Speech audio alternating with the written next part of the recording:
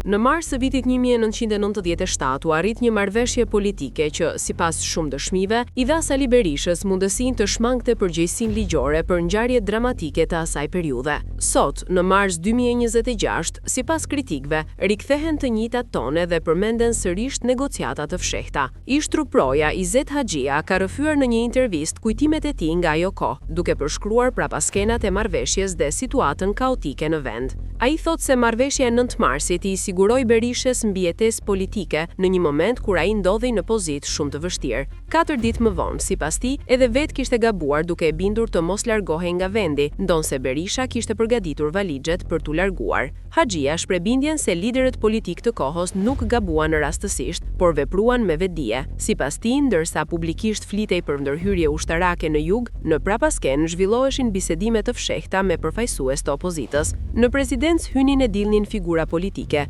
ndërkohë që jashtë vendi përjetonte dhunë dhe pasiguri. Haxhia kujton se disa prej tyre diskutonin për ndarjen e posteve në një qeveri pajtimi, ndërsa situata në terren përkeqësohej. Në rrëfimin e tij, periudha pas marrëveshjes paraqitet si një kohë kur krimi dhe kaosi u shtuan, ndërsa institucionet shtetërore kishin humbur kontrollin në shumë zona të vendit.